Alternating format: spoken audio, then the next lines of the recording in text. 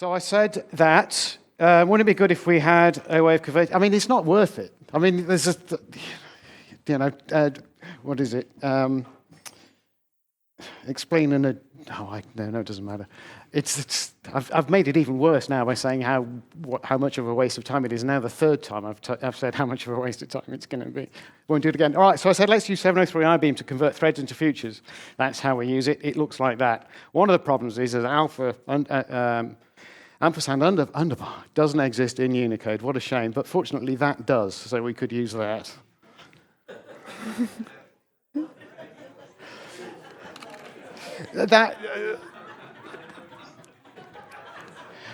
It's a thread. It's a reel of thread. It's a sewing bobbin.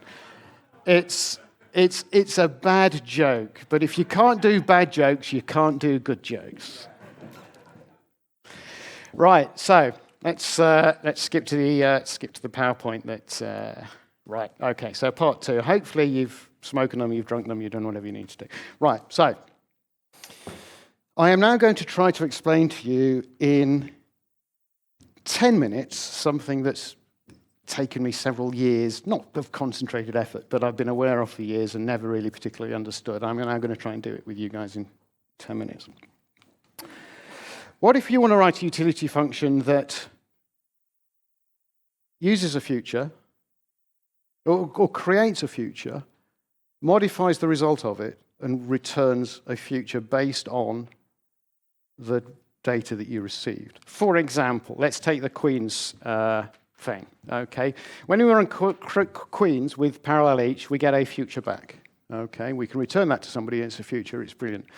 If we want to, this is what a typical result of Queens looks like. And we have a caller that calls this, and they can use F. They can do stuff asynchronously, and when they want to use F, they can use F. Okay, but if we want to take Queens and when it's finished, modify its result. For example, so we change these circle stars to Qs. Okay, here's an expression that'll do that. Or we might want to convert it into a Boolean matrix. Here's an expression that does that. The problem is that this is going to block because we can't do that until we get the result back from this future. Okay. I mean, we can get around that. Okay. And we could create a thread, run the 703 IBeam on it, create a new future, and return that. But it's not very elegant. It's not very pretty. Okay.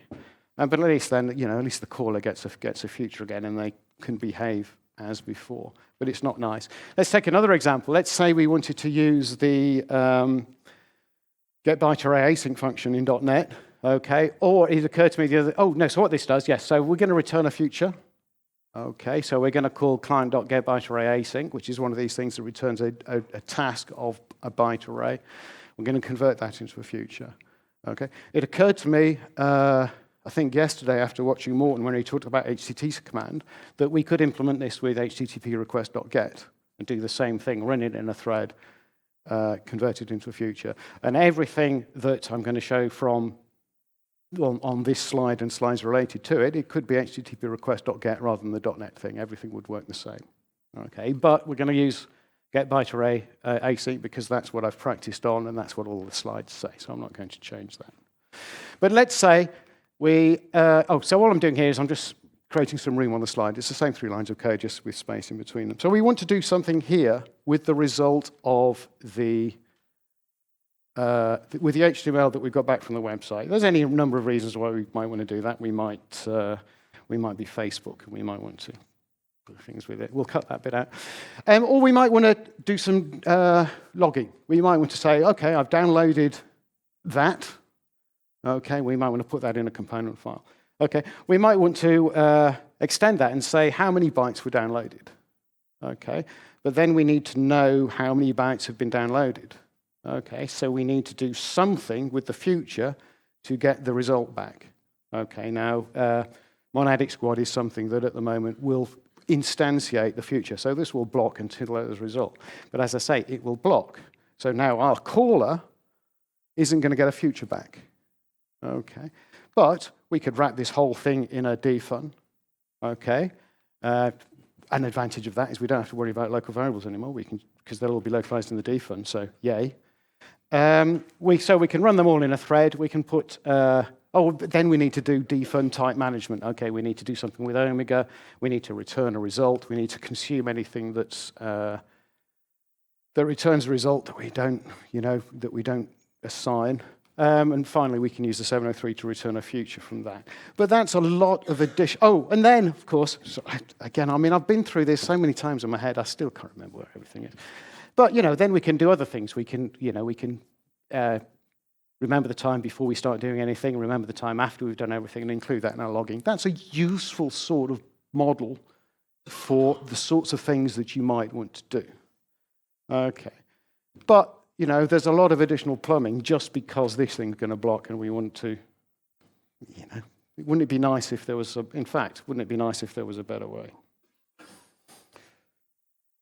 Right, seatbelts on. Of course there are. Other programming languages have ways of handling this and this problem and problems like it. I did a bit of Googling.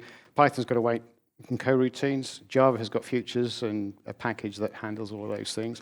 .NET and C# has got this async await model. If I can just have a quick poll of hands, how many people are familiar with async await in .NET? Okay, that's a handful of people. How many people are familiar with asynchronous modeling programming in other languages? Okay, I mean, there's a few more people, but not significantly. I mean, you probably couldn't count, but I would say it was probably 6 hands the first time and 10 in the second. Okay, so I've spent time trying to understand C# async await, okay, because I'm a little bit in that .NET land anyway. It was a model that I figured I'd understand, and it was a model that I figured I'd be able to explain. If you go to the Microsoft documentation websites and look for await, okay, and you'll find an operation which does something very much like what we've been talking about. There's a couple of functions there. We don't actually care very much about the first one. It's just going to call the second one. But what we've got in the second one is we're calling that thing called getByteArray async, exactly as we did in the APL. Okay, it returns a task of byte. Okay, then we do something to say it's finished downloading. Okay, this in fact doesn't require the result of content, it just spits something out. But the return of this function is content.length. So before this function can return, it is doing something with the result of the task, or in APL terms, from what I said in part 1, the value of the result of the future. Okay, we can sort of interchange the word task with future now, given how I set that up in part 1. So, but this can't happen until this is finished. Okay, but because, right, so what happens in C# is, the way this works is this function, because it's going to return an integer, declares itself as returning a task of int. So it says, I'm going to return a task which will contain an int. I'm going to return a future, the value of which will be an integer. And then there's a couple of bits of glue here that are complicated, and which are the bits that I'm going to have to try and explain. There's an await keyword here. Okay. Don't worry about that. Let's worry about it. There's an await keyword, the result of which is the byte array. And the reason it's a byte array is because this thing returned a task of type byte array. So when we get to here, content is something that's got a length. There's this async keyword up here, which is interesting. It's not, what it does is it indicates to the reader, potentially to the compiler, that there's something odd going on. And I'll show you what that oddness is in a moment. It's not strictly necessary because the compiler could figure it out based on the presence of the await in there. But the async is a good declarative way of saying weird things are about to happen. And I'll now talk you through some of those weird things. But first of all, right, so this is right, I'm going to talk you through these weird things. I'm going to remove the bits of this function that aren't particularly interesting. I'm going to give myself some more space to play with. I'm going to wrap things a little bit, do a little bit of refactoring. All of this code is equivalent to the slide preceding it.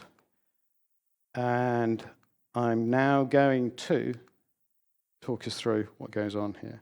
So we enter this function. We need to create a value to return to the caller. So the platform.net, the code, creates a task that will contain this integer value. But at this point, clearly, there's no integer in it. Okay. Then what happens is we just create the HTTP client that we're going to make the call on. Then we're going to create a task that's going to contain the result of getByteArray async. Okay. Then we're going to, so we call this at this point, the result task goes inside F. And then we hit the await thing. And one of two things can happen here. The thing that makes it easy is if F has already been completed because this finished quickly, then await returns. The result, the byte array, is saved inside the local variable content.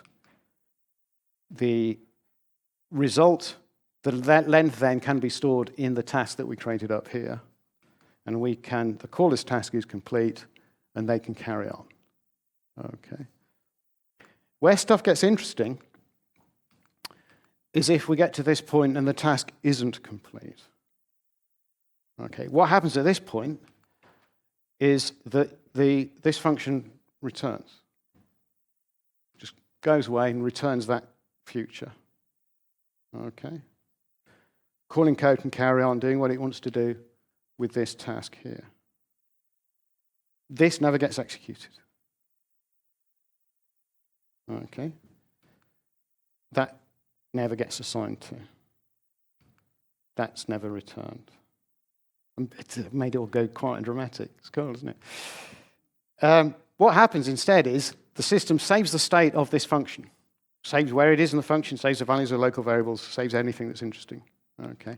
Time passes. Data is ready. This function starts again. The context is restored. The local variables are put back in. The position of execution is put back in. Everything that is important for this function to be able to continue is put back in. Only this time we're running on a different thread. Okay. On this new thread, that returns, which means we can do that assignment, which means we can get the length, which means that we can put the result of that length in the user's task, at which point the user's task is complete. They've been merrily carrying on doing whatever they want to do after they've called this function. As I was doing in the session before, I got this thing, I typed 2 + 2, 4 + 4. That's what the calling code has been doing in this case. Okay, but at some point, this last tail end of this function, these bits never get run at this point. Okay, all of this function following this runs at some point later, at some point in the future. Okay, it populates the task that was given to the caller, their call on task.wait or task.result, then returns the result, which came from, I was pointing at the screen, that's not going to help. Returns that, and they can carry on, they can do what they need to do. You need to see this also in the debugger. So, let me show you this in the debugger. I know C#'s not to everyone's taste, and I know looking at Visual Studio isn't the best thing, but it really is the best way to understand, or at least get an inkling of what's going on. So again, I've got a program here. Here's download docs, main page async. It's got all the stuff in it that we talked about before. There's a call on await. So I'm going to run this.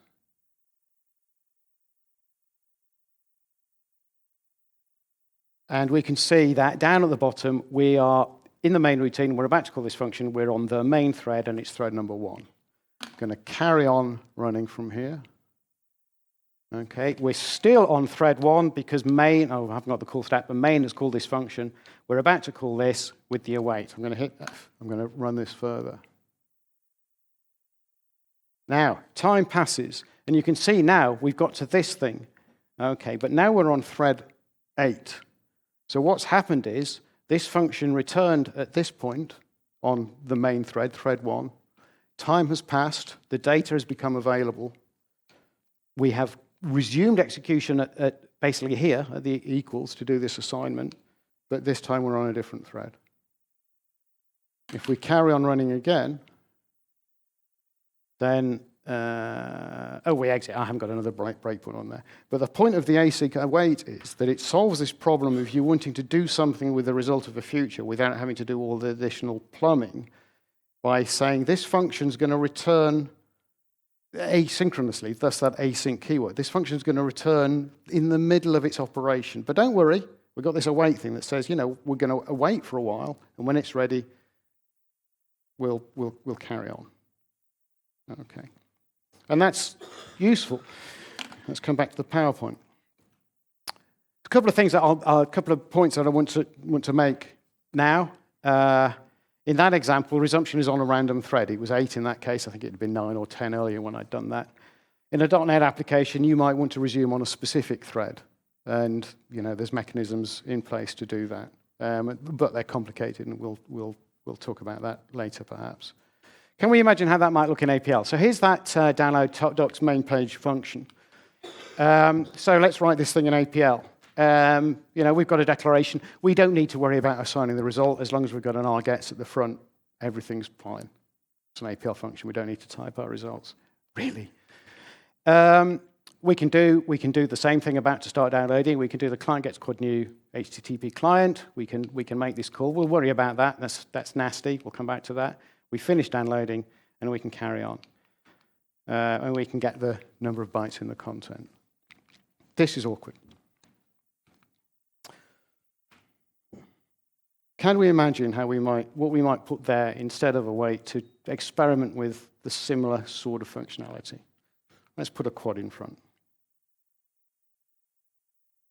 Okay, so this line of code that I had before, where I had this asynchronous operation which had this block in it, I'm going to take that block out and I'm going to put quad await in.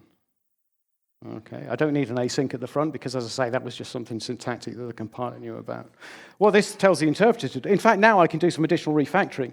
I can return the content directly. I can move the quad await up to the, what did I have there before? These things basically collapse now. The await, we don't need this local variable future. We can just join those two things together. And then just for fun and simplicity, let's take the 703 IBeam out as well. We've got quad await, it's a new thing. We can give it whatever sort of argument we like. Okay, but now what we've got, and just to be kind, we'll follow the convention. We'll call it download page async, and we'll return the content because it's now essentially one of those asynchronous functions. But basically, all we've done is we've got the 3 lines that we had before.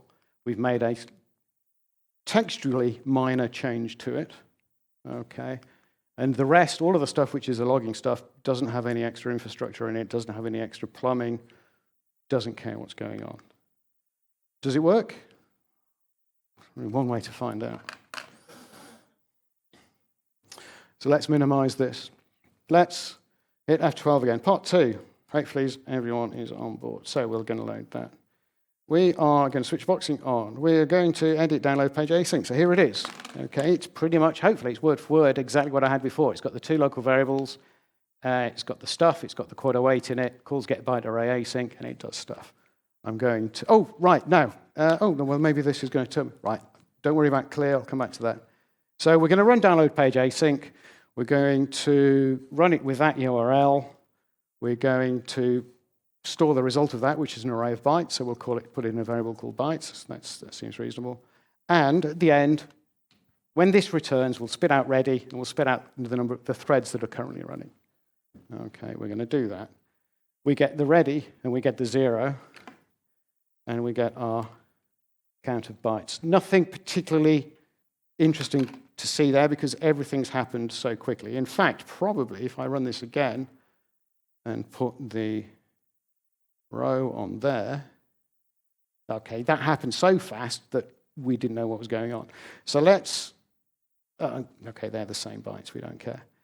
But what we can see is I've run it twice, we can see that we've got 2 entries in our component file.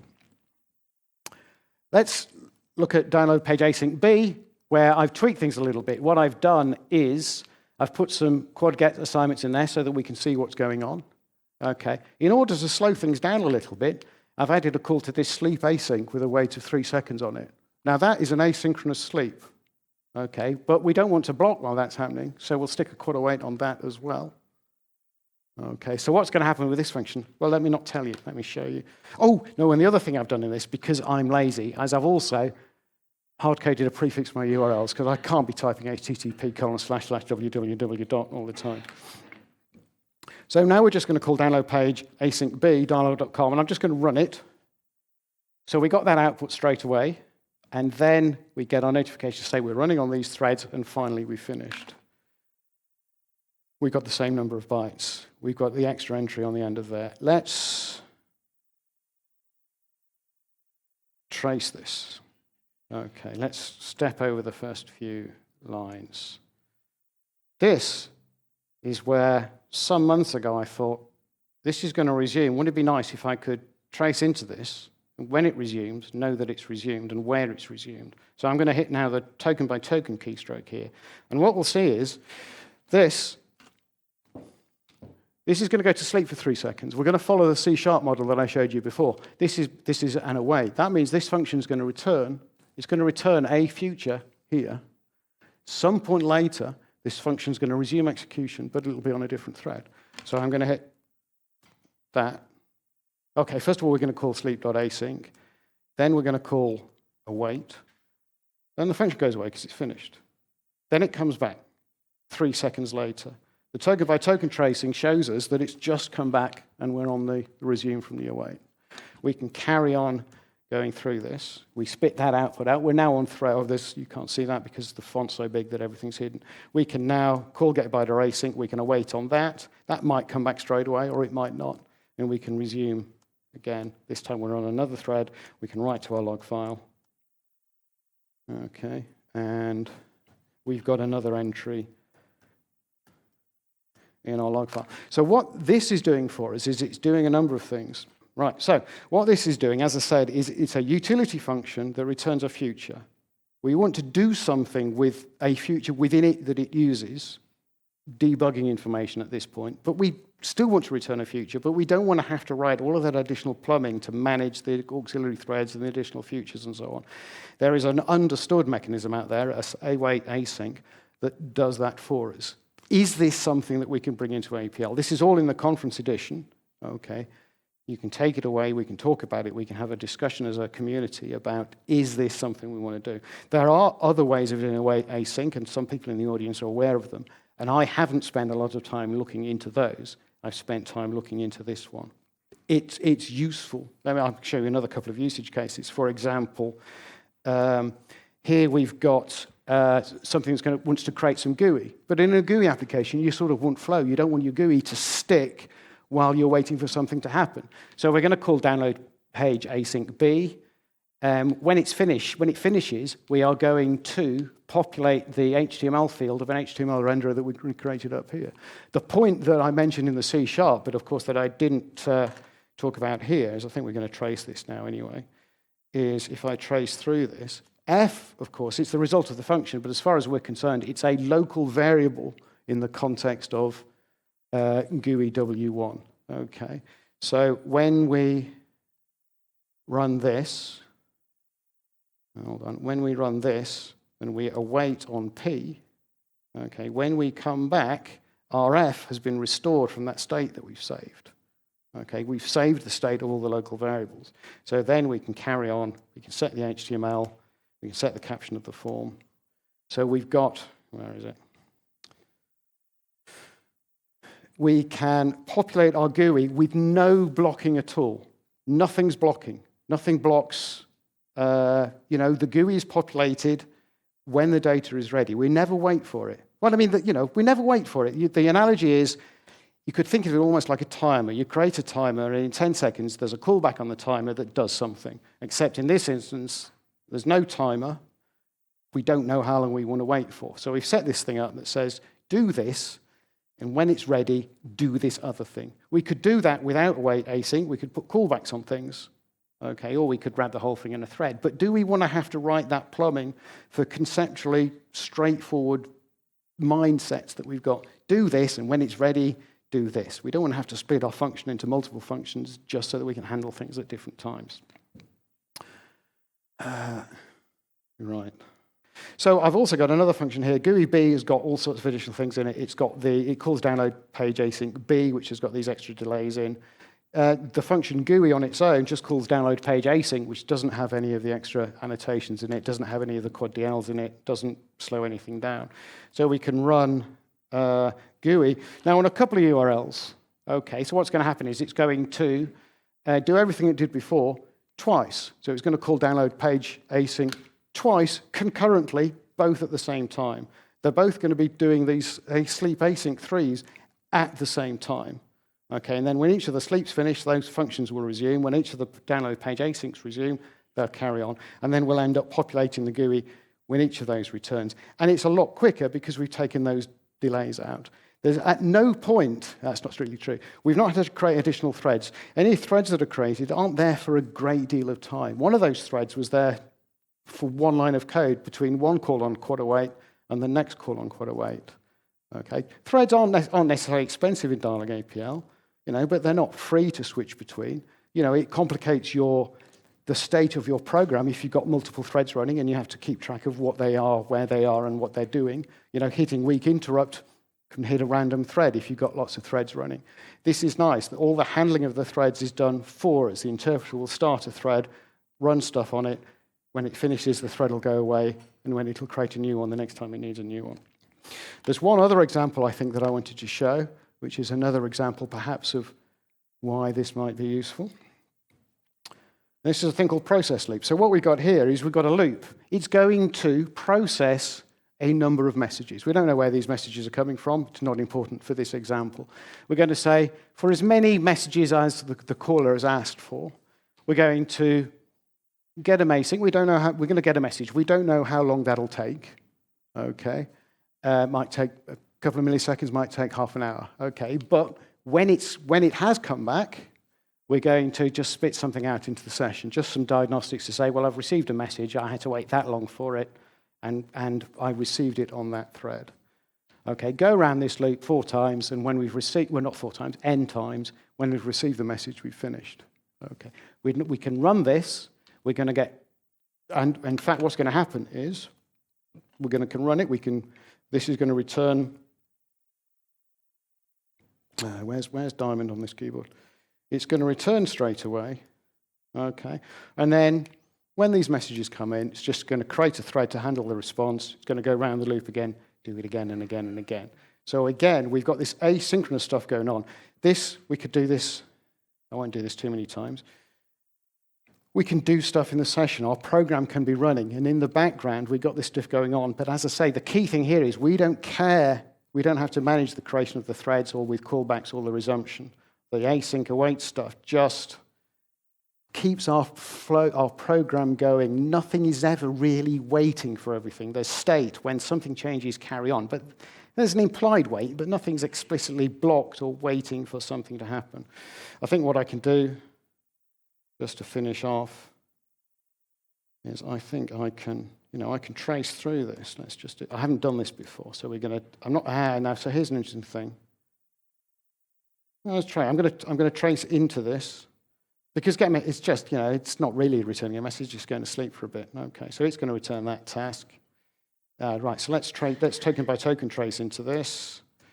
Do that, return that, do the await. Goes away, comes back, remembered all the state, knows where it is in the loop. It's just going to keep going around, do the rest of the times. Because we've saved the state, everything that we need to do to resume this function's execution from wherever the quad await is, and we can have functions with 2, 3, even more quad awaits in.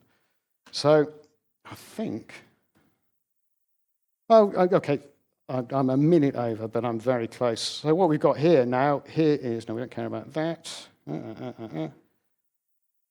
Here I've got B queens, okay, which does exactly that other example I said. Let's call queens with whatever argument. We'll await till it's finished. Then when it's finished, we will modify its result, replacing it where the circle stars are with booleans. There's threading going on. This will run on a different thread to that, but we don't care. We don't see it. It'll just work. Oh, this is now restarting all the isolates, so I'll run this twice just so that you can see that's what's going on. So hopefully, and what we'll do is rather than just doing that, what we'll do is we'll do, yeah, okay, so I wish I hadn't done that. Okay. But okay, so it's a mind wrench. It's weird. I believe that it's useful. It allows you to streamline the execution of your program without having to worry about things like spinning up threads, attaching callbacks to something to say, you know what, when this finishes, do this for me. You can write your code in a linear manner. Do this. When that's finished, do that. When that's finished, do that. When that's finished, do that. Exactly as you would write any other function. Line 1, line 2, line 3, line 4, line 5. The bit that's clever is that it doesn't necessarily run them on the same thread. You know, they re-enter. And I think that's a powerful tool. Now, this is in the conference edition. If you have any interest in it at all, please play with it. Please comment on it. If you don't have any interest on it, don't worry about it. What I showed you in part 2, not going to be in 19, not going to be in 20, probably. Okay, but it's a starting point for a discussion. Do we want that? Do we want something like that? Do we prefer to write the plumbing ourselves? I don't know, but there's stuff now that we can play with. We're in a much better position to start thinking about it than we were half an hour ago. I'm sorry, I've taken all the time. There is no time for questions. If there were any, it would probably take a long time to answer them, so that may not be a bad thing. I'm around, obviously. We can talk about them. If there's anything interesting that comes up, then we can find a way of disseminating that to everyone else. All of this is in the conference edition. There is nothing else of interest in the conference edition, okay? There are no Easter eggs. There's no other clever stuff going on. I've now shown you the 4 things that are in it. Don't go looking in it looking for other things. It's based on 19, so there's all the stuff, other stuff in 19 that we've put in there that's not in 18.2. And some of it's pretty spectacular, but I've covered everything that we're going to talk about at this stage about what's in it. So play with it, use it. Just send us all that feedback. johnd@dialog.com, you know that. Thank you for your time. It's weird. Thank you, John.